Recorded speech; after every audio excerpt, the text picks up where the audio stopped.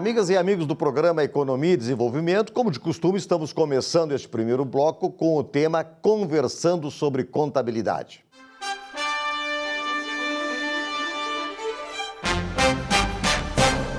Nesse primeiro bloco, conversando sobre contabilidade, temos a presença aqui do nosso painelista, Cristiano Bucher, que é contador e sempre está trazendo para nós importantes novidades, importantes informações, tanto para pessoas físicas como para pessoas jurídicas. Tudo bem, Cristiano?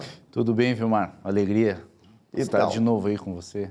Nós temos aqui, Cristiano, situações modificativas do que diz respeito a prazo, principalmente as declarações de ajustes anuais, a famosa declaração de renda. Tá? Para as pessoas físicas, houve uma alteração importante de prazo de entrega dessa declaração. Seria de 30 de abril para... Isso, Vilmar. Nós tivemos aí uma série de medidas provisórias, né? E uma série de decretos e portarias que alteraram muito a vida do contador. Dentre elas, o imposto de renda, né? Que era 30/4, foi modificado para 30/6. 30/6, 30 de junho, 30/6, então. Exatamente. O vencimento, né, da exigência da declaração 30/6. Primeira parcela 30/6, divididas em 8. A última vai ficar para o ano de 2021, se assim o pessoal fizer o parcelamento em 8 parcelas.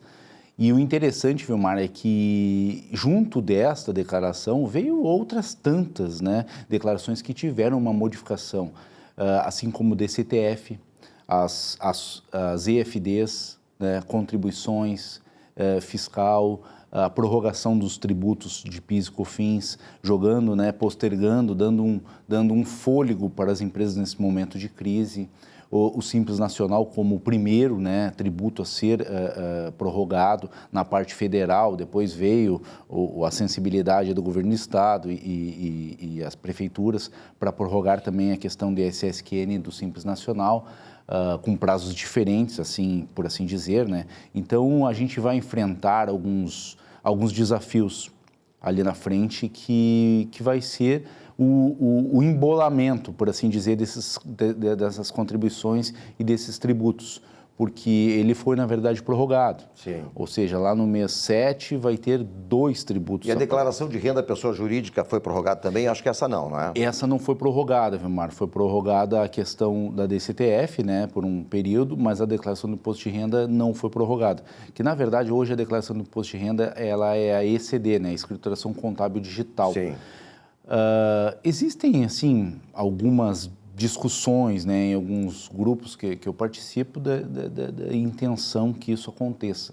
Entretanto, existe esse movimento grande de reabertura, de normalização. Então, isso não tem caminhado assim com uma pressão muito grande.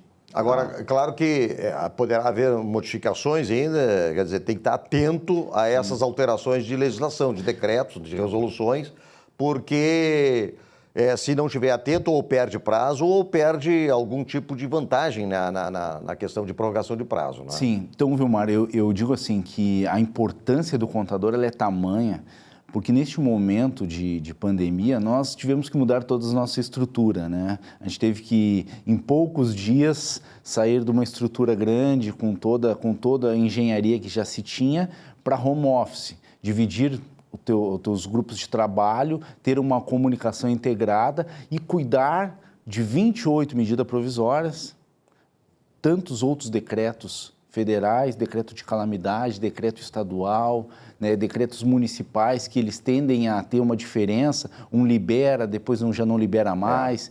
Então, o nosso cliente, ele ficou nos exigindo muito, porque ele quis também aproveitar esses auxílios. E nesses auxílios, Cristiano, que tu fala agora, tá? Nessas ajudas emergenciais que o governo está aportando, de certa forma, aí, né? E bastante oportuna, às empresas. As modificações são intensas também e as exigências devem ser bem grandes, no sentido de apresentação de documentos. Quem não tiver organizado poderá perder essas oportunidades. Sim, perfeito, Vilmar. O que acontece? A gente teve algumas MPs mais chaves, né? Auxílio emergencial, né, para as pessoas físicas. Isso aqui não afeta diretamente as empresas, mas em contrapartida veio a questão da MP 297 flexibilizando os trabalhos, flexibilizando a jornada de trabalho. Depois veio uma outra para suspensão, né, dos contratos de trabalho, veio os auxílios emergenciais. Isso daqui tudo em um período muito pequeno de tempo. Nem o governo não conseguiu pensar essa situação como seria implementado. Então, caiu no colo, basicamente, do profissional de contabilidade e do profissional do direito, que era revisar os contratos de suspensão e o contador pegar esses contratos, lançar no sistema, informar o governo recepcionar aquilo, validar, liberar. Então, foi tudo uma questão, assim, até de um desafio. E essa análise está sendo rigorosa por parte do governo? Se faltar algum documento, se faltar alguma informação, poderá trancar o benefício? Então, assim, como é muito novo, existem algumas rotinas, então diariamente está saindo assim rotinas do e-social, né, de algumas situações em que o contador está enfrentando. A princípio, o contador ele é muito bom no que faz, porque eles conseguem... É o foco do trabalho. Né? Exatamente, eles conseguem trabalhar nessa burocracia, a gente consegue lidar com isso, então assim, a importância do contador, ela ficou assim visível, né, Vilmar? Essas ajudas emergenciais agora são disparadas para as questões financeiras bancárias, os pequenos... Quais são as maiores ajudas que o governo está aportando, Cristiano? Que mais assim toca na possibilidade da empresa não ir à falência? Então essas reduções de jornada de trabalho, essas suspensões, né, de contratos de trabalho, juntamente com esses empréstimos que foram, né, anunciados, com liberação da Caixa, com algumas taxas atrativas, isso aí tem sido alguma coisa que tem agradado e tem dado, digamos, uma certa esperança assim, para aqueles pequenos negócios. O grande problema, Vilmar, que a gente tem enfrentado é a questão de ter aquela documentação, porque o pequeno, no meio da crise, a gente deve lembrar que em 2019 foi um ano bem complicado, né? Então, foi um ano de recessão, o pessoal já estava se arrastando, quando estava tendo de certa forma, um renovo, veio a pandemia e colocou de novo eles para o chão. E eles nunca deram muita importância, né? O pequeno nunca deu muita importância para a parte contábil. Então, esse está sendo o grande desafio do pequeno. Agora, ele está enxergando a necessidade de ter esses controles gerenciais para fazer a apresentação às instituições que elas vão exigir. Elas não vão sair jogando dinheiro em qualquer lugar. Até para não evitar empresas fantasmas que nem existem mais exato. E como é que vai saber a saúde financeira, né, operacional do negócio? Então, por mais que o governo tenha anunciado um valor expressivo para os pequenos, talvez chegue em poucos. Né? Por falta de organização. Por falta de não ter uma contabilidade regular. Né? Exato, não ter a contabilidade regular, não ter os números, não ter aquela vida, né, documentada, porque o contador, na verdade, ele vai documentar fatos, né? Certidões negativas, federal, municipal, estadual. As certidões, as federais, aí, elas foram prorrogadas, os vencimentos. Os prazos foram prorrogados de vencimento. 60 dias e tudo mais, as estaduais não. Então, a gente tem essas dinâmicas, né? Tu não tem só uma certidão, né? Não é uma certidão unificada. Alguma coisa que deveria ser repensado, né? Verdade. A gente ter uma certidão simplificada, porque isso também é custo para o pequeno, né? Tanto para o grande quanto para o pequeno, ter uma certidão unificada, né, de tributos. O banco que pedir, por exemplo, um demonstrativo um balancete, um balancete financeiro demonstrativo de resultados, etc., um DRE, ele pode pedir de 2019... já está dentro da exigência de 2019 ou ainda é válido o exercício fiscal de 2018? Na verdade, assim, por prática, as instituições bancárias, elas pedem, né? Elas pedem uma declaração de faturamento em que o contador valida as informações por uma questão de resguardo, né? Ela pede, na verdade, os balancetes, se não tem a exigência ainda, ela pede do primeiro semestre, né, do primeiro de semestre de 2019. Né, mas em regra, quem tem contabilidade regular já tem... Já está fechado o exercício, né? Já está fechado o 2019, exercício. 31 de dezembro. Faltaria, na verdade, os ajustes. E o pequeno, com certeza, quem tem contabilidade regular, o profissional de contabilidade, ele já deve ter esses números. Né? Faltando daqui a pouco algum ajuste pontual ali, que deva ser arrumado, né? Mas é questão de falta, na verdade, de documentação que pode acontecer. Está havendo alguma ajuda direto assim, para pagamento de salários às empresas, Cristiano?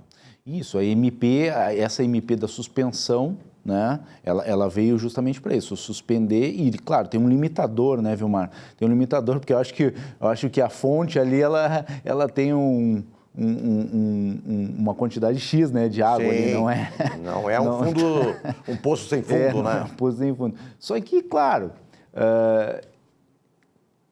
para suspensão, muitas empresas estão pensando porque tu também tem uma exigência depois de uma continuidade nesses vínculos, né?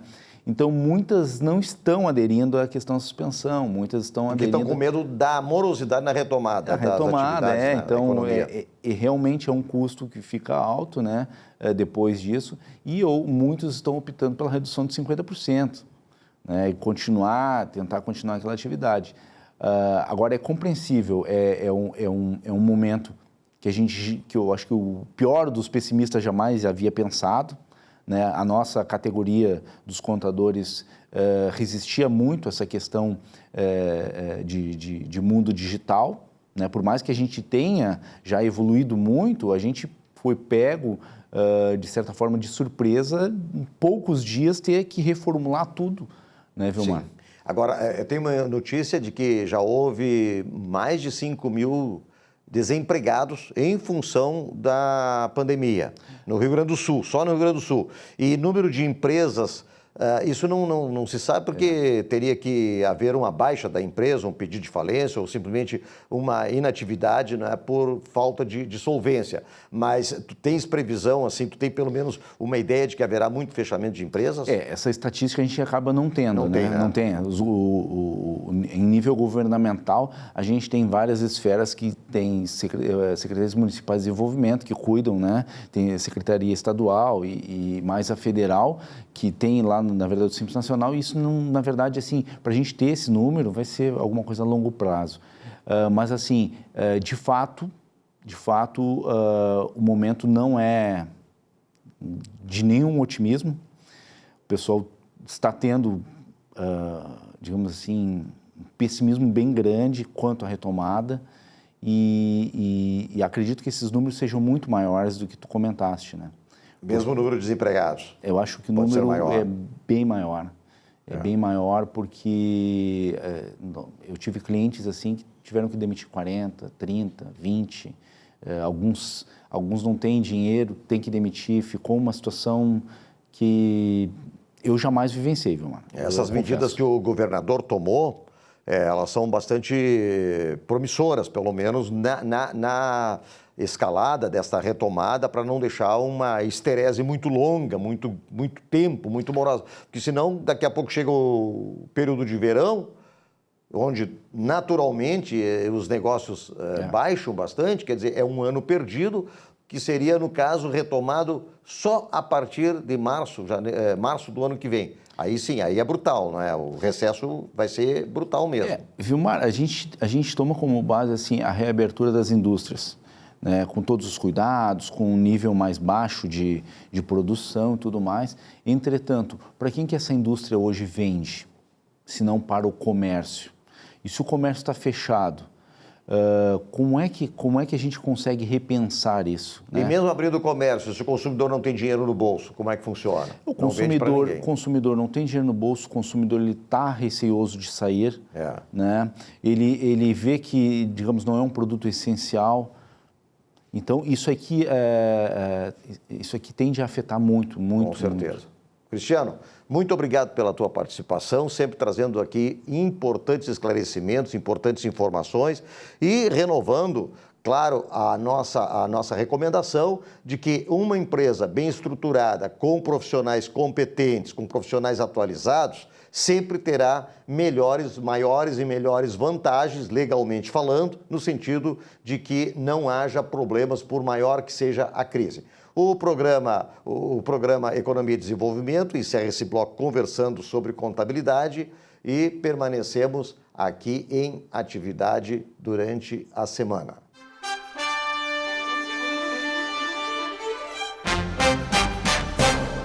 Olá!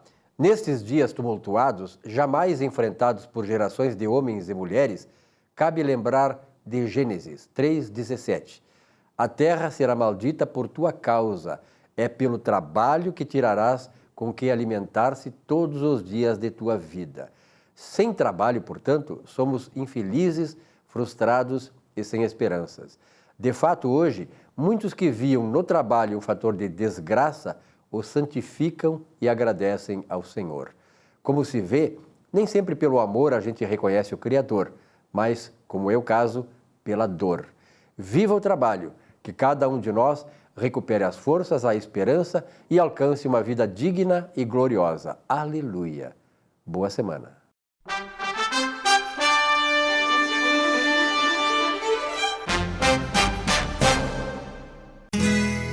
Ser gaúcho é preservar as tradições, é valorizar a educação e acreditar que um futuro melhor nasce nas páginas de um livro.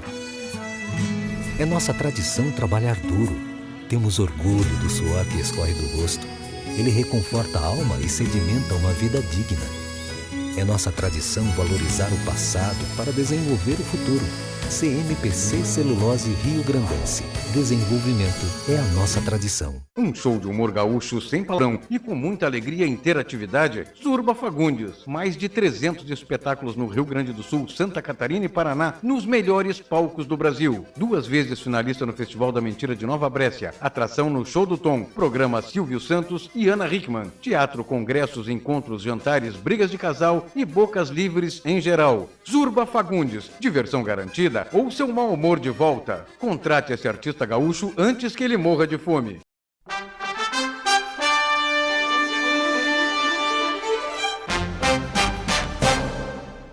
Olá a todos. Essa semana estive num shopping da região metropolitana.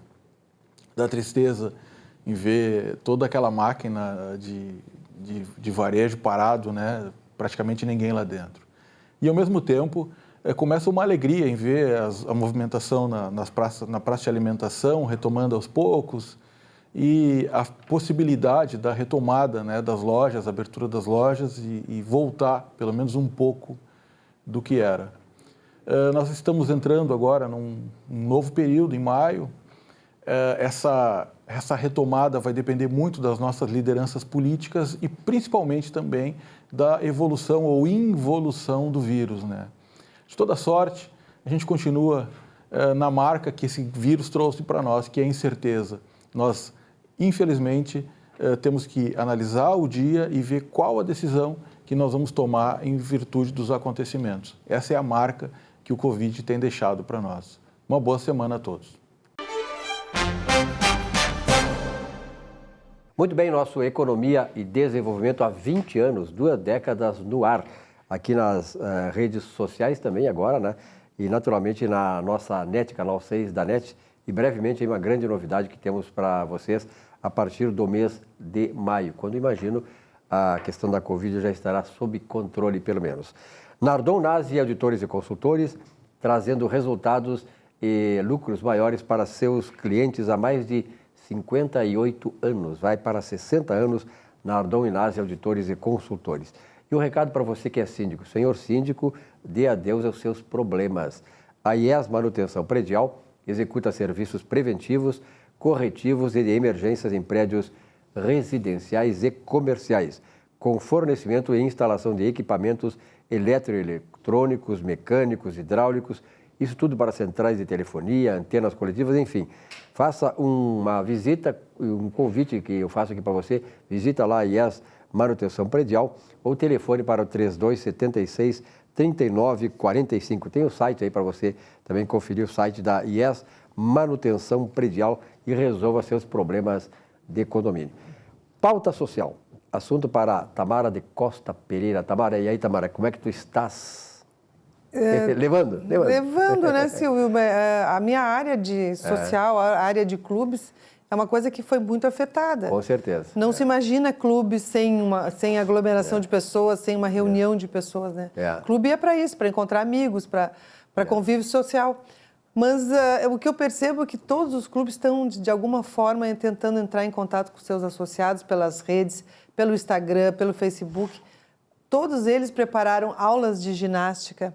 Algumas aulas, o professor Gaúcho tem alguma coisa de cultura, criaram lives de músicas. Então, tem uma série de atividades que, em casa, as pessoas ainda podem acompanhar seus clubes. Porque se os associados não cumprirem o pagamento das mensalidades, vai ser um grande baque na volta, né? E a manutenção é cara. Tu não pode assim, fechamos o clube e não tem manutenção.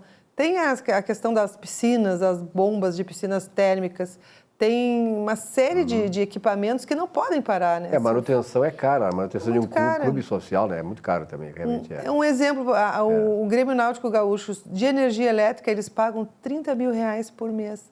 Só o Gaúcho, que é um clube médio. E imagina a Sojipa, imagina a União, que são clubes enormes. Na verdade, né, Tamara, este momento assim mostra, sobretudo para esses dirigentes que têm essa responsabilidade de gerenciar essas entidades que são importantes para a comunidade, que geram riqueza, que geram prazer, que geram lazer também, esse dirigente tem que ter muita criatividade, né? Isso é importante. Se exige hoje que um dirigente de clube social tenha também esta visão empresarial. Exatamente, e eles têm.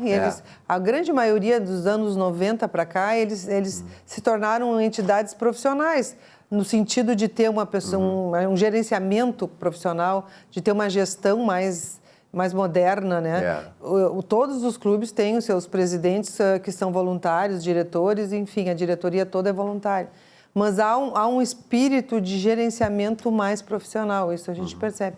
E os clubes têm um grande papel, Silvio, de trabalhos beneficentes. Todos eles se integraram em campanhas de recolhimento de alimentos não perecíveis, de produtos de limpeza, que é uma coisa que às vezes a pessoa esquece, mas o sabonete, o álcool gel, produtos de limpeza de uma maneira geral, foram recolhidos em toneladas, sabe? Cada clube fez, de acordo com o seu tamanho, com a sua possibilidade, fez doações desses produtos, de alimentos. Clubes de Rotary, até me lembrei agora do ex-presidente, o Francisco Vogt, do Lindóia também, que através do Rotary do Lindóia, fez uma grande arrecadação de alimentação.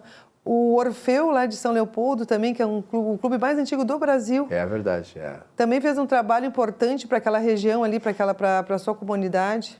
E eu tenho uma notícia boa, Silvia. Mais uma, né? Porque, na verdade, quando tu fala assim, que os clubes estão também se adaptando, estão se adequando, é uma boa notícia, né? Porque uma boa notícia. Isso mostra que os clubes estão sobrevivendo e tenho a certeza para um momento ainda muito melhor daqui para frente. A expectativa é que o segundo semestre seja melhor, embora a gente não imagine eventos com grandes números ainda, não sei. Ninguém sabe, na verdade, ninguém sabe exatamente o que vai acontecer. Na verdade, ninguém sabe, mas tu colocaste muito bem. Nós temos que ter fé e confiança de que vai acontecer, porque isso é um princípio espiritual, né? Quando tu pensa coisa ruim, acontece coisa ruim. Né? Há uma passagem na Bíblia que diz assim, o que temo, acontece. Então, nós temos que ver coisas boas. Quando a gente percebe e quer e torce por coisas boas, essas naturalmente têm a maior probabilidade de acontecer. E é isso aí, esse é o caminho. Eu também acredito nisso. E ontem eu conversei com a advogada do Sindiclubes, que tem o presidente, o Nelson Reck, que é bem ativo. Falei com a doutora Juliana Ritter, e ela me disse que durante o período de quarentena foi suspenso o pagamento de energia elétrica. Então, as contas de luz de todos os clubes do Estado não precisarão ser pagas. Claro que após o período de quarentena, o período que for definido, esse serviço será cobrado, mas aí de uma forma parcelada, de uma forma que seja viável para os clubes, né? E na verdade, né, Tamara, o que se vê hoje, eu sempre destaco isso, o caráter solidário, fraterno da população brasileira. Não é o que acontece, por exemplo, com nossas classes políticas e empresariais, a maioria delas, né? Quer dizer, porque, na verdade, esse papel solidário se vê e se materializa nessas ações de solidariedade. Eu nunca vi assim, por exemplo, a gente vai por Porto Alegre, tem muitos moradores de rua que hoje estão vivendo melhor do que antes do Covid, porque todo mundo começa a sentir o problema deles, alimentá-los, a dar roupas, agora vem o inverno aí e tal, né? Então, eles também estão sendo bem assistidos. Mas, de um modo geral, as igrejas, as entidades sociais, as ONGs, os clubes sociais, todos eles estão hoje mobilizando as suas entidades, mobilizando os membros dessas entidades em prol de um bem comum. E isso é muito legal. E uma questão que não havia uma preocupação, né, passa desapercebido para a gente que tem uma vida, né, corrida e normal. Moradores de rua hoje receberam pias e sabão para lavar as mãos.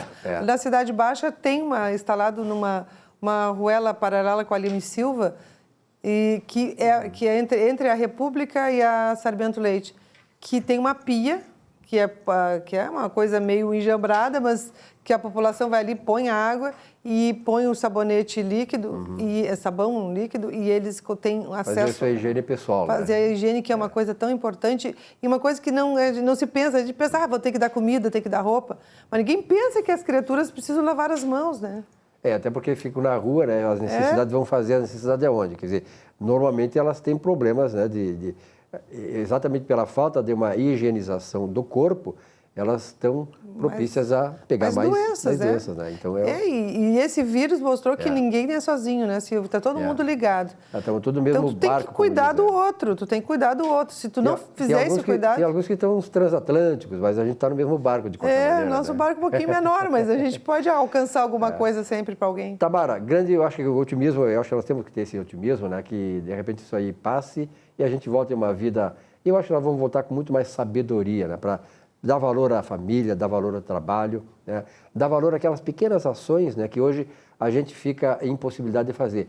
E eu fico pensando assim Tamara, que nunca nós demos tanto valor às liberdades, né? É verdade. Como o ser humano precisa ser livre, né? Para fazer aquilo que ele quer, a hora que ele quer. Claro, naturalmente dentro daquelas coisas, né, que a gente entende que sejam boas, racionais aos outros, e em favor do semelhante. Então, eu acho que renasceu em nós, quando o coronavírus trouxe, né, essa possibilidade de uma inflexão interior e uma reflexão sobre as nossas ações. Está otimista também, né? Eu estou otimista, eu sempre otimista.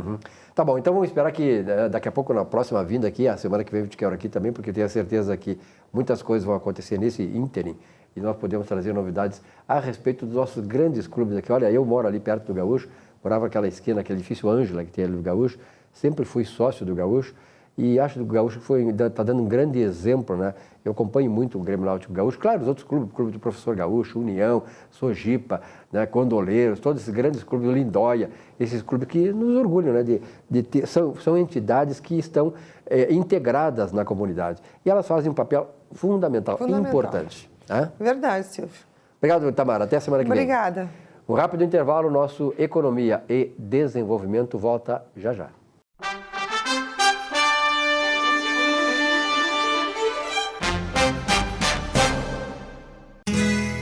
Ser gaúcho é preservar as tradições, é valorizar a educação e acreditar que um futuro melhor nasce nas páginas de um livro.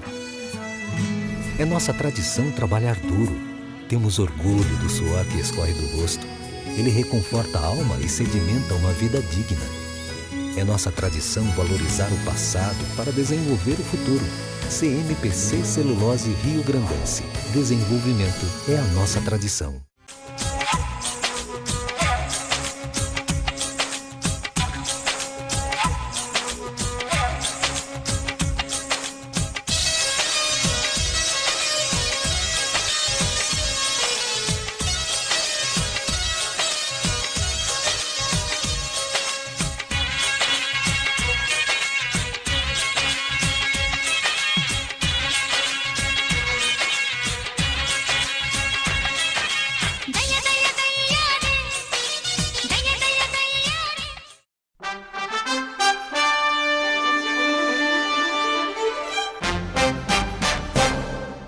Amigas e amigos do programa Economia e Desenvolvimento, neste terceiro bloco estamos recebendo aqui já nosso conhecido painelista, o professor Luiz Antônio.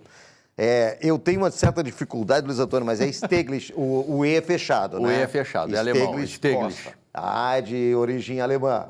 Muito bem. Como é que está, Luiz Antônio? Tudo bem? Olha, com a pandemia aí, os cuidados todos, certas restrições, mas dentro do possível estamos bem, sim. Que bom.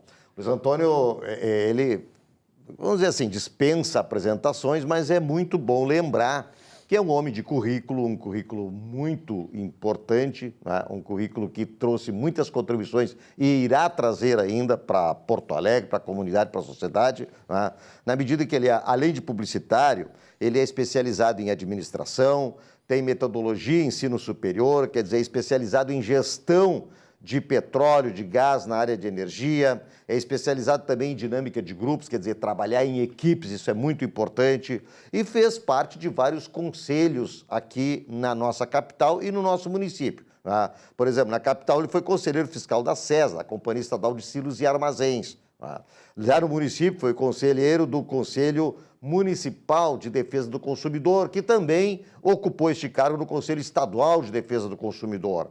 Também foi diretor de produção econômica da Prefeitura Municipal de Porto Alegre, hoje chamada SMIC. Isso é a Secretaria atual, Secretaria Municipal de Indústria e Comércio, né, Luiz? O inverso. O inverso. Era a Secretaria de Indústria e Comércio e ela foi transformada, foi agrupada com outras secretarias, a Secretaria do Desenvolvimento Econômico, que agrupou 5, Turismo, Inova, a própria SMIC, então ela passou a se chamar Diretoria de Promoção Econômica. De promoção econômica. É nessa gestão agora, Marquesã? Nessa gestão. Ah, tá. Nessa gestão. E tu foste conselheiro agora, então, nessa gestão ou já faz algum tempo? Não, foi nessa gestão, então. Não, conselheiro da área de defesa do consumidor foram nas gestões anteriores. Tá, e nessa de promoção gestão, econômica? Eu fui diretor. O diretor é o responsável pelo que seria até então a SMIC. Sim, sim. Agora foi desmembrado, agora não tem mais chance de voltar a SMIC. Agora a área de... Foi todos os setores, todas as supervisões que existiam assim como dentro... houve, por exemplo, desmembrada. DEP e DEMAI foram agregados também, né? Só que aqui foi partilhado. Foi partilhado. Foi partilhado. Houve uma reforma, na verdade, administrativa. Né? Houve uma reforma total. Primeiro virou a Diretoria de Promoção Econômica e depois ela virou Diretoria de Fiscalização, ela virou Diretoria... São 7 ou 8 diretorias, somando com as outras secretarias. Existe a Diretoria de Turismo. Quer dizer, na verdade, Então, as secretarias diminuíram, mas houve esse acréscimo em função de diretorias de departamentos, houve um aumento de diretorias, sem dúvida, mas se somar todas as diretorias que existiam nas secretarias anteriores, houve uma redução. Houve uma redução, Houve uma redução. Ainda assim.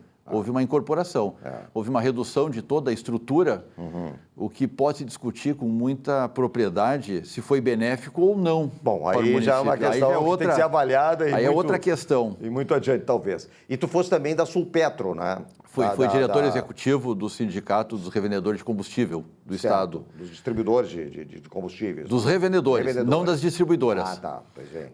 Dos postos de gasolina. Então, nesse cenário todo, Luiz Antônio, que conheces bem os membros da política, os membros da administração pública, pelos cargos que ocupaste, né, principalmente nestas áreas aí econômicas, como é que tu estás vendo não no cenário econômico especificamente, mas no cenário político, como é que tu estás vendo este ano o encaminhamento das próximas eleições, as eleições municipais? O coronavírus mudou todo o cenário. Mudou todo o cenário. Porque, principalmente na questão política, obrigatoriamente todos os atores saíram de cena. Ninguém mais pode estar falando, não tem espaço na mídia para suas intenções, seus trabalhos. Nem nas redes sociais. Nem também, nas redes sociais. Então ficou somente o executivo, a Câmara Municipal está totalmente ausente também, ficou só o executivo. Então isso vai tornar a eleição, e não houve ainda nenhuma manifestação sobre novas datas ou manutenção de datas, mas deve acontecer em breve. A legislação ainda continua igual, não houve nenhuma alteração, não é? Não houve nenhuma alteração formal, embora os comentários sejam bastante grandes, e é pertinente uma alteração para que todo mundo possa ter uma chance igual de expressar o seu desejo, a sua capacidade, a sua competência, os seus projetos. E hoje não existe essa condição. Hoje não existe, não tem o menor jeito. Então vai ser um trabalho para o cidadão, para o eleitor, muito grande em separar os fatos da mídia. Sim. A exposição da mídia cria uma certa intimidade com o candidato. E quem não tem intimidade. E tu achas, Luiz, que hoje nós temos uma guerra, né, estabelecida, vamos colocar assim, né, entre principalmente o Poder Executivo e o Poder Legislativo em nível federal. Tá? E isso aí está mexendo realmente com toda a nação, está mexendo com todas as situações, né, que não envolvem só a questão do coronavírus, mas envolvem as relações de reformas, né, reforma tributária que tem que sair, né, a própria reforma política. Né. E o cidadão brasileiro, parece, a meu juízo, Luiz, que ele está tendo uma informação melhor das pessoas que ocupam cargos. Tu achas que isso aí vai ser benéfico no sentido de avaliar os próximos candidatos, agora em nível municipal? Essa forte comunicação, essa forte informação que tem, porque o presidente do Congresso Nacional, lá, o presidente da Câmara dos Deputados, Rodrigo Maia, isso, aquilo, o presidente do Senado, isso, aquilo, o deputado, isso, o governador, aquilo. Quer dizer, as pessoas estão tendo mais informações dos políticos. Tu acha que isso vai ajudar na escolha dos novos prefeitos e vereadores? Eu entendo que as informações que estão um pouco mais expostas são informações dos bastidores, não exatamente dos políticos, e sim das manobras, dos jogos. Nós estamos numa situação em que o Brasil é que nem quando o Brasil está perto de uma semifinal da Copa do Mundo, futebol, todo mundo vira técnico. E todo mundo conhece os jogadores um por um. E conhece um por um, sabe da história, sabe da família, sabe tudo, e é um especialista. E o Brasil hoje está vivendo uma situação muito parecida. Todo mundo virou especialista, todo mundo dá opinião e não existe projetos.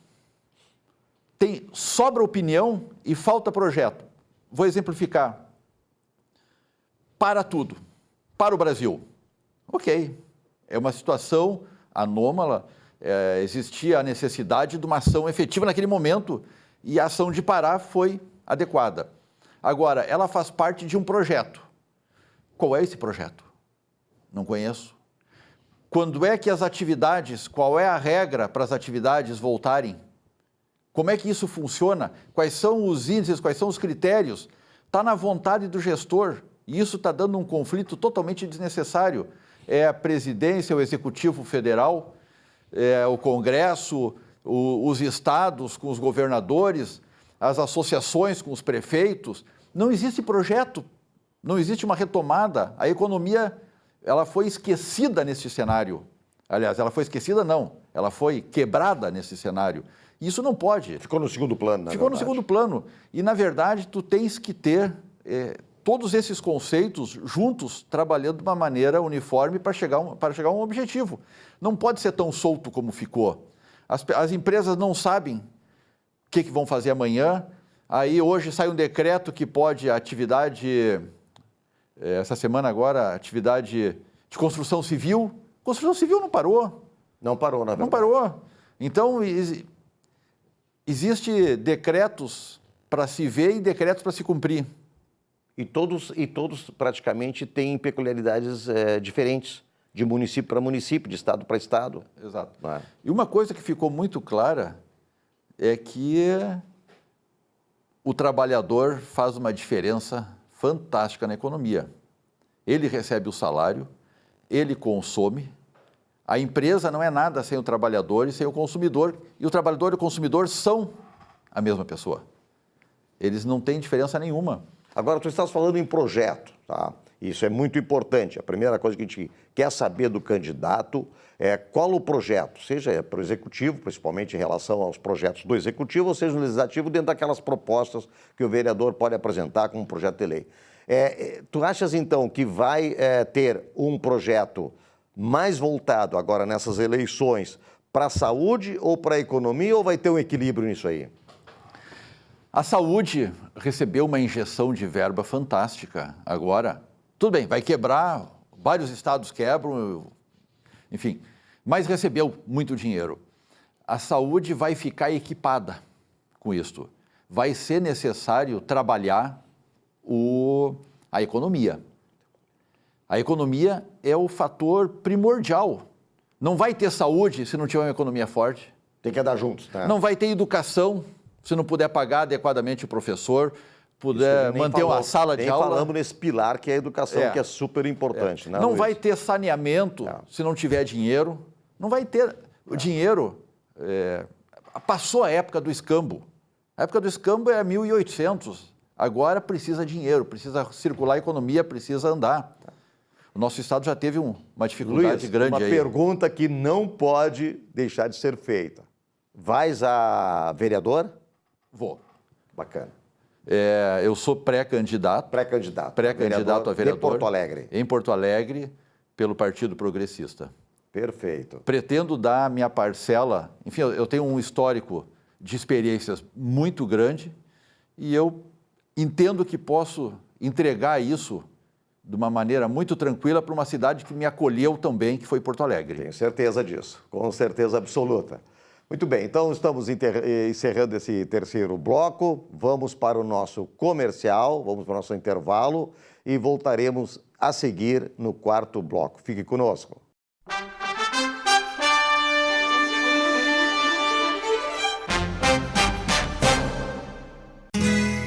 Ser gaúcho é preservar as tradições, é valorizar a educação e acreditar que um futuro melhor nasce nas páginas de um livro.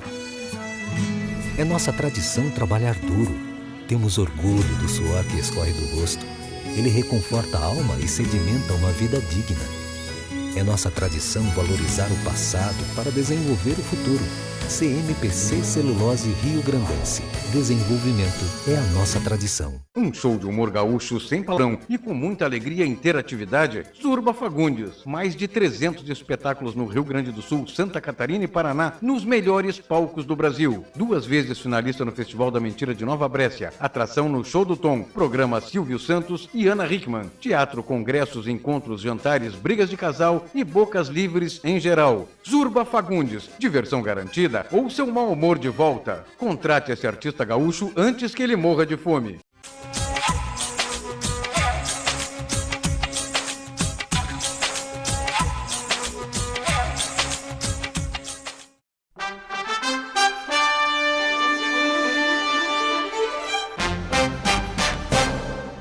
Muito bem, nesse último bloco do Economia e Desenvolvimento desta semana, eu reservei um espaço aqui para conversar com 2 personalidades deste estado do Rio Grande do Sul. Claro, vamos tratar da questão, não podemos fugir disso, né, que é a questão do coronavírus.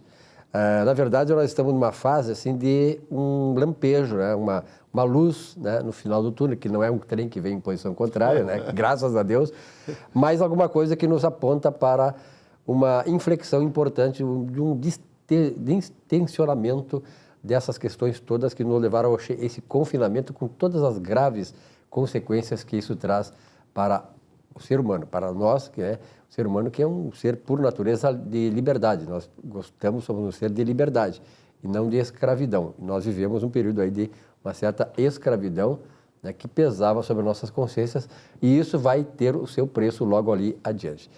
Vilmar Govinatsky, meu parceiro. Mestre Silvio. Recebendo aqui hoje um parceirão nosso aí também. Ilustre. Ex-vereador, futuro vereador, Luiz Braz. Prazer imenso estar aqui com vocês. Sabe a admiração que eu tenho pelo trabalho que vocês realizam. E eu quero dizer para vocês uma coisa assim. O Brasil estava ganhando muito quando, de repente, os deputados e senadores eles se recolheram um pouco, porque eles não podiam se reunir ali, e começaram a não votar mais muita coisa. Quando eles perceberam que estavam perdendo muito dinheiro, olha, apesar de estar recebendo seus salários, né, normalmente, mas quando eles perceberam... Mas a gente entende quando tu quer dizer muito dinheiro. Eles estavam perdendo, eles resolveram voltar, sabe, a votações. E aí, o perigo para a sociedade brasileira, olha, que quadrilha que é essa, meu Deus do céu.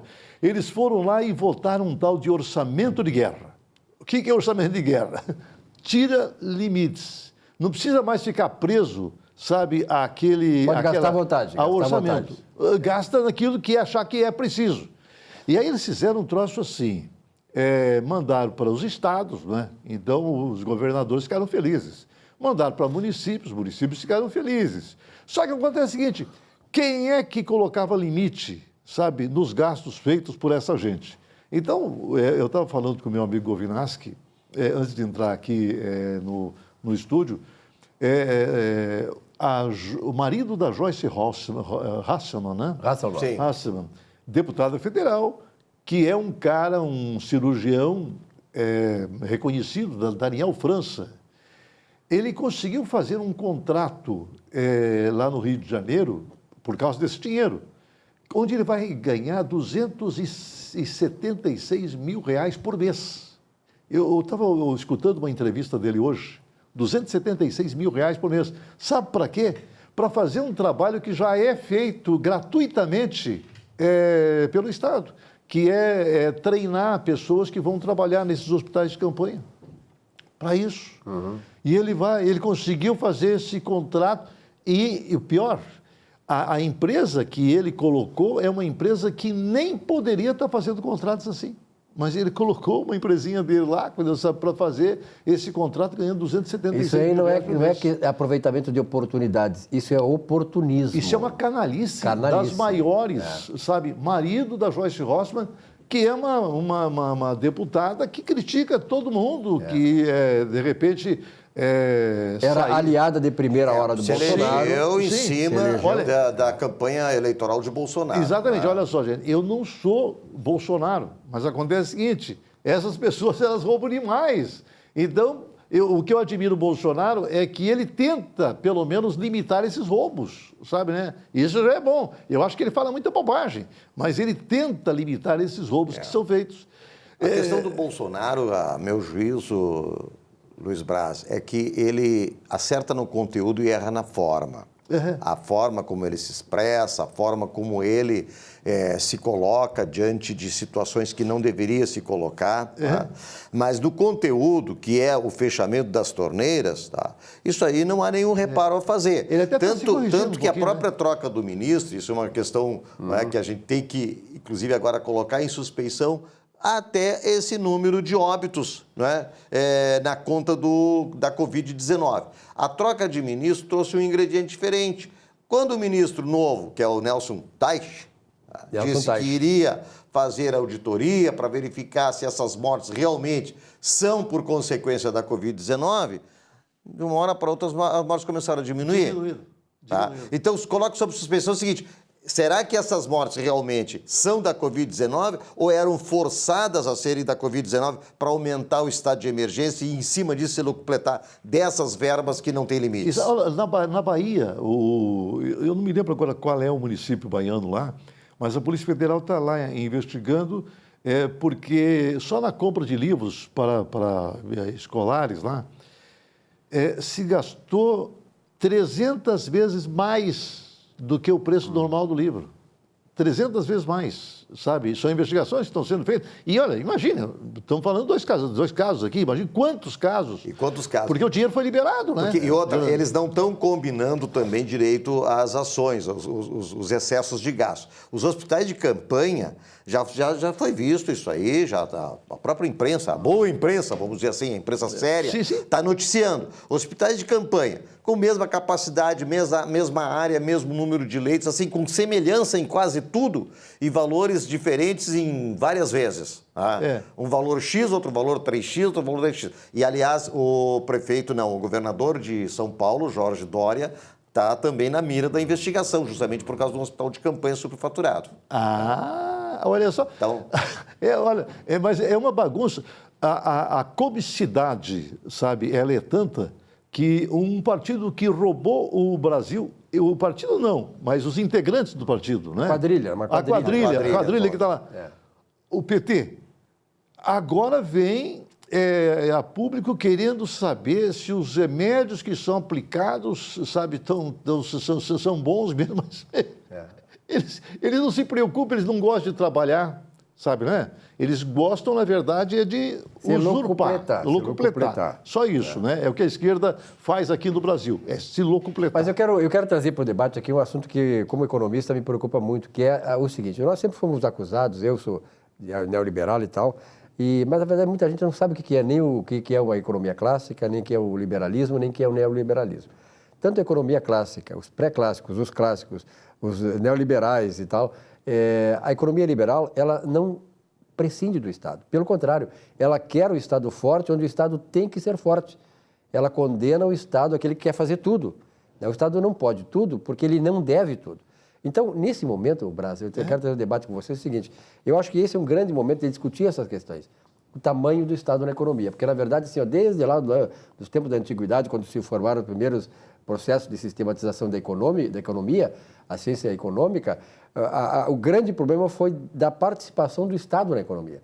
O tamanho do Estado, o que deve fazer e tal. Bom, modernamente, né, o Estado passou a se agigantar. E no Brasil é um Estado gigante demais por tamanho da sociedade. Então, eu acho que esse processo da coronavírus está trazendo, assim, desnudadamente, né, essa questão, essa fragilidade do Estado onde ele deveria ser, que era na saúde. Então, eu imagino, Brás e Governador, que nós vamos passar agora a também ter que debater isso aí. O Estado tem que ser forte aonde? Onde é que o Estado não precisa estar? Onde é que temos que fortalecer a iniciativa privada? E onde é que nós temos que fortalecer o Estado, Brás? Ah, sim, olha só, se discutiu muito um determinado tempo aquele tal do Estado mínimo, não é? Isso. Sim.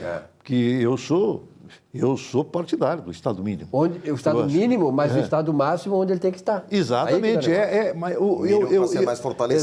Exatamente. Eu acho que o Estado ele não tem que ser pesado para a sociedade, não é? Olha, nós não temos que ter um Congresso Nacional com 600 cadeiras, cada um desses gabinetes lá custando 200 mil reais por mês, para a sociedade, entendeu? Não é? Cada deputado com 51 assessores. Exatamente. 51 assessores. Não tem que ter isso. Eu acho que não tem que ter uma Câmara de Vereadores para cada município, sabe, não é? Eu acho que podiam ser câmaras regionais, sabe, não é? Para poder, municípios de repente... pequenos, Sim. com vereadores pagos.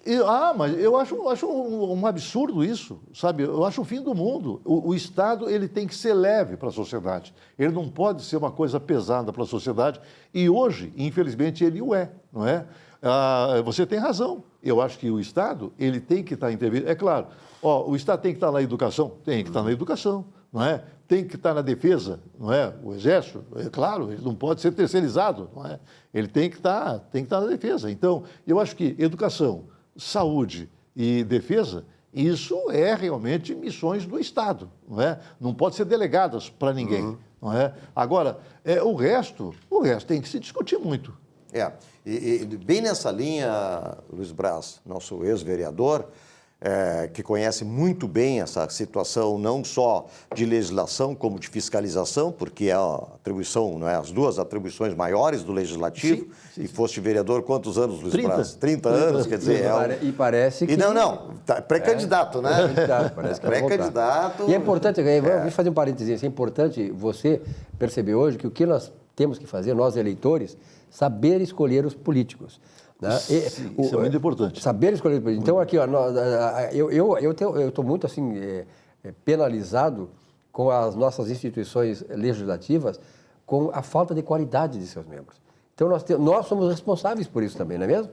O eleitor é o maior responsável, justamente a gente se queixa dessa quadrilha, desses malfeitores que estão lá ocupando esses cargos importantíssimos, mas quem é que colocou eles lá? Eles não chegaram se não fossem pelo voto, então eles chegaram pelo voto, nós temos que tomar muito atenção a isso. Mas dessa linha que o vereador colocou, nós temos que insistir muito com o Estado, para o Estado parar de ser o pai de todos, tá? Parar de ser o pai de todos, como todos querem, que o Estado dê tudo e ninguém se preocupe com nada, e exigir do Estado aquilo que é mais básico. Muito bem pontuado. Educação é básico, muito básico. Saúde é extremamente básico. Aliás, a saúde agora deu um exemplo para o mundo todo, por incrível que pareça. Nós tivemos aí uma situação da saúde no Brasil exemplar. Nós não estamos com a carência, claro, em que pese também, graças a Deus, o pequeno número de vítimas do contágio, mas nós estamos preparados se houvesse uma curva com um pico maior. É verdade. Nós temos que... A infraestrutura, o Estado é responsável pela infraestrutura. Como é que vai atrair investimentos, seja de investidores nacionais ou até de investidores internacionais, se não tiver infraestrutura de portos, de aeroportos, de rodovias, de ferrovias, não é? De energia elétrica ou de outras fontes, enfim, isso sim, isso é do Estado. Governador, olha só, com relação às liberações, não é? Aqui em Porto Alegre, o prefeito Marquesan, ele já liberou a construção civil. Já. Como ele liberou a construção civil, ele foi obrigado também a liberar transporte coletivo, porque como é que o trabalhador da construção civil vai chegar lá no seu trabalho? Mas eu acho que ele podia ter feito um esforço maior e liberado alguns outros setores da economia. Porque nós precisamos, é claro, não vai fazer uma liberação total, mas gradualmente nós precisamos ir liberando, não é? Quando ele liberou a construção civil, eu pensei que junto com a construção civil ele ia liberar também outros setores, mas não, ficou só no campo da construção civil. O Eduardo Leite, nosso governador, ele já foi um pouco além, não é? Ele já liberou mais outras atividades também. Sim, não é? sim. É claro que deixou muito ao encargo também das decisões dos municípios, que hoje nós temos 100 municípios dos 497 sem que realmente tem casos comprovados de contágio. A única coisa que o governador disse, que eu acho que com justa razão, que as escolas devem segurar um pouco mais, porque o contingente de alunos, desde a pré-escola até o curso superior, representa 20% da população. Quer dizer, de fato, é um número bem significativo. Mas, aos poucos, como disse o Silvio Lopes, tá? essa inflexão, esse distensionamento está acontecendo, e eu acho que está acontecendo no momento adequado. Eu acho que vai acontecer isso, Edu. Tomara que agora, no mês de maio, né, nos traga novidades a respeito.